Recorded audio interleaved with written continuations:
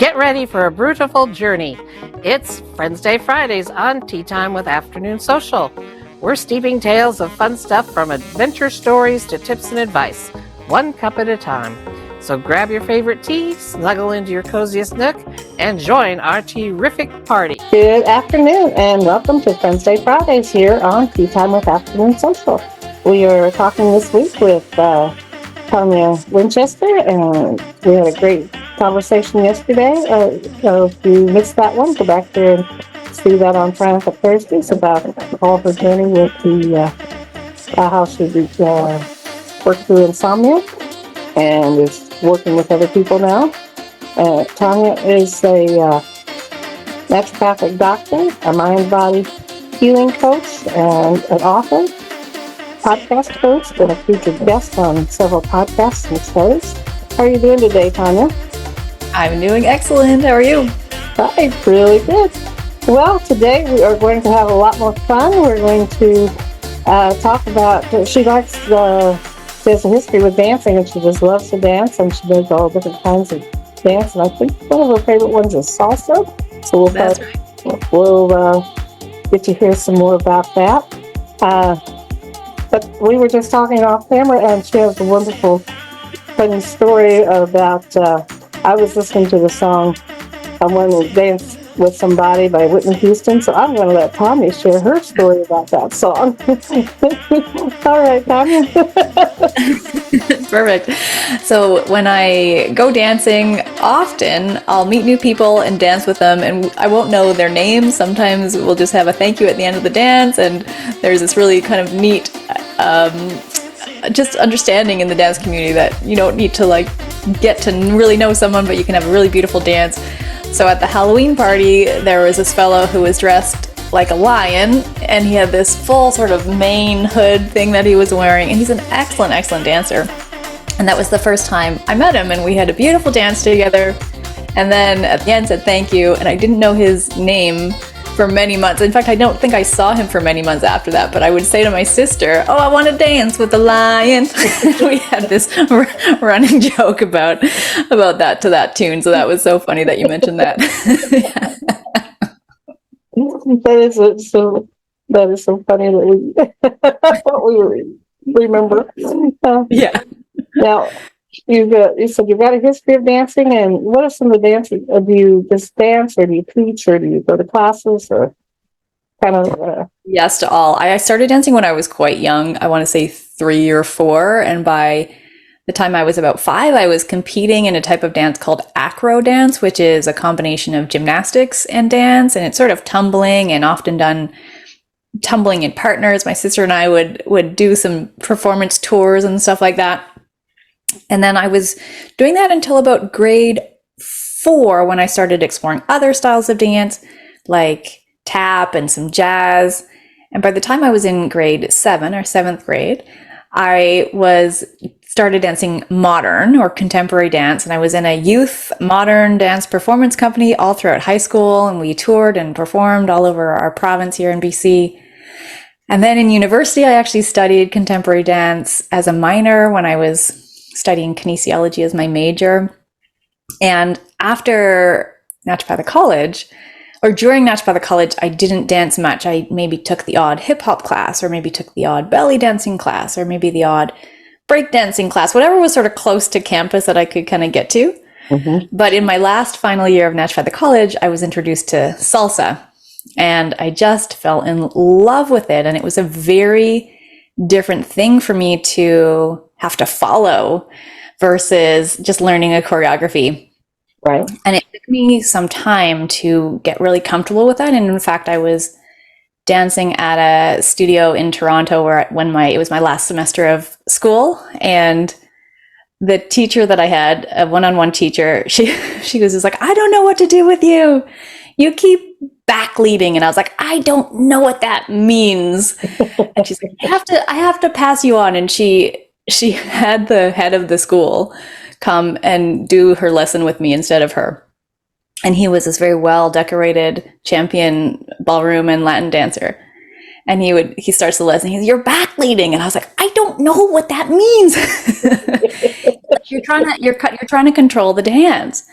And I had this feminist moment where I was like, why does the man get to make all the decisions?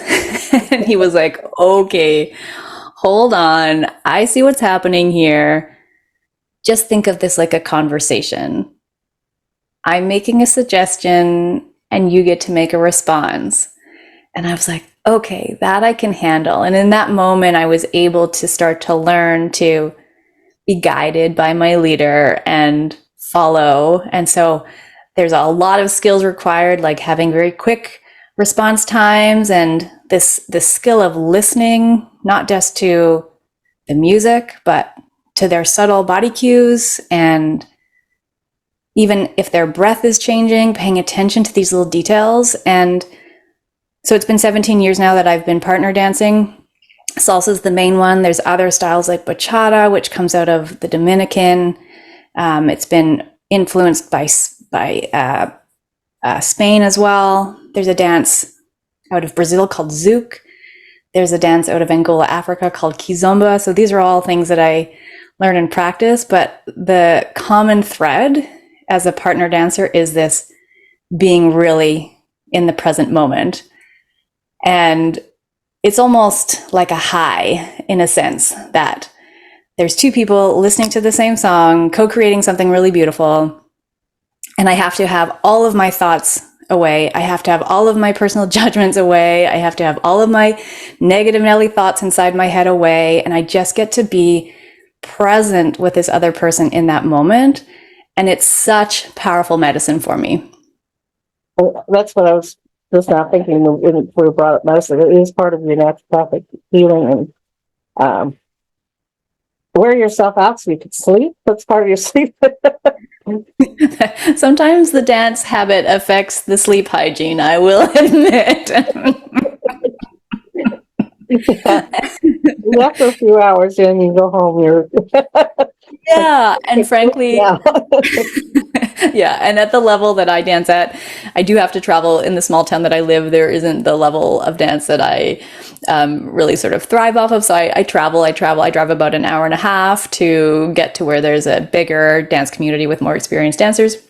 And so sometimes I'm getting home at 1:30, 2 in the morning, and yeah.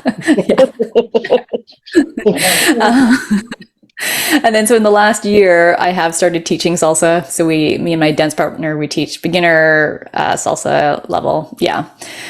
And it's great. We have a really great community of students and they're developing really well. It's really cool to see. Yeah. I like that you've brought it to your small community that yeah, able to teach it. And me and my dance partner, we need to track down teachers and mentors. So we travel, like we've been to Portland to meet with a dance mentor. We often will travel to this other town called Victoria. We might be planning a trip overseas to Europe. So we're always trying to connect with the people that we can advance our own dance and then bring that home to our students to help them advance too. Yeah. We were talking yesterday about how our bodies feel naturally and know what to do, and I think that's big with the dancing. Like I said, you go out and you've got a goal to go find these dancers in Europe or wherever, and it gives you something positive to work towards. And I think that's all part of this. That's so true. Yeah, and there's so many. I mean, for me, it just checks so many boxes. Mm-hmm. Social, good music, connection, listening, these conversations that aren't verbal that I just love. I actually have a shirt. I have a shirt that says "shoosh" on the front. I had it made, or I made it actually. Shoosh, and then on the back it says "less talking, more dancing." Like, let's just let our bodies do this talking here and have a nice fun time. And it's the rhythm, there's the cultural element to it. There's just so many positive benefits, and even just the coordination and the balance and keeping your mind young through that type of creativity. I can't imagine. I don't even want to imagine. It's to the day that I die, I want to be dancing. I'm going to die on the dance floor. Yeah, that's where you'll find me. Well, it's interesting. My current husband and I, we met at a Halloween dance, Ah, Yeah. And so when you talked about the lion, and he was dressed as a clown, and it was the first time my little character, Miss Maybelle, had come out of a straw hat and a green checkered dress. aw.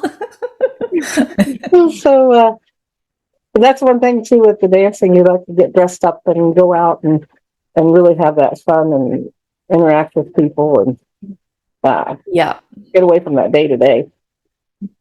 Get away from the day to day. And for the most part, the dance community is so kind and so supportive. And, you know, even for beginners, everyone's so welcoming and people just want everyone to have a good time. It's such a positive environment. And we usually are in venues where there's no drinking. So they're dry events, which is great, Mm-hmm. you know, because that's not something that I'm interested in at this point in my life. So it's like, it's just the perfect wholehearted fun. Right. And it's actually getting kind of lost. I've noticed these days a lot of times that we don't go to dances anymore. They don't hold them anymore. But that's getting to be ashamed that the only place you can go dancing is bars or night, Yeah. Yeah. because they don't have that available. Yeah. And so when things are sticky and smelly and people are stumbling all over the place, not my favorite environment. No. Yeah. In fact, kind of my nightmare. We talked several times about how we miss being able to go dance to a regular dance. And, Yeah. even if they brought their own drink, it wasn't like a bar. It wasn't. You really didn't even notice people were drinking. And it's, Yeah. It's a way different scenario. Yeah. yeah, because they were there to have fun and be a part of that Yeah. social community. Yeah. That's part of what afternoon social is all about, is getting social with people. Yeah. And dancing is one of the best ways to be social. In my opinion, the best for sure. Yeah. Yeah, and you don't have to talk, and you don't have to. Nope.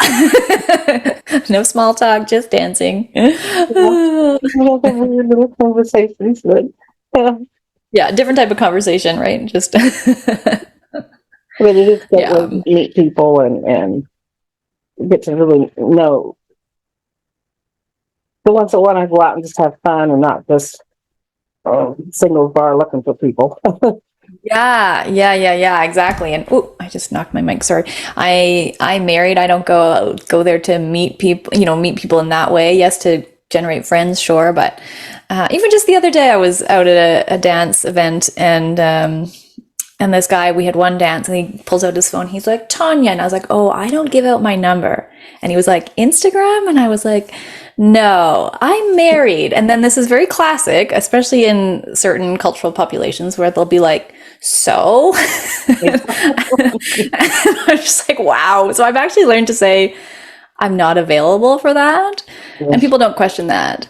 It's a very interesting thing. And then he said, well, no, just to be dance partners. And I said, I already have a dance partner. And he goes, well, a life partner? And I was like, no, I don't want you as a life partner. I just am here to dance and have fun. And that's it. Go away. Yeah, bye. Yeah, so sometimes there's the odd one like that, but most of the time it's a really safe, fun, welcoming environment. Yeah. Mm-hmm. Well, we're about out of time here on French Day Fridays. Is there a takeaway that you'd like to leave with our audience today? I would say, it may not be dance for you, but find something that lights you up and do it a lot. Yeah. Keep that body moving and working on your natural healing. All right. That's Well, right. thank you so much, Tonia, for joining us here on Thursday Fridays. And we're going to hear some more about her books and her program tomorrow on Show and Tell Saturdays. So thank you again, Tonia, and we'll see you tomorrow. Goodbye. Bye. Thank you.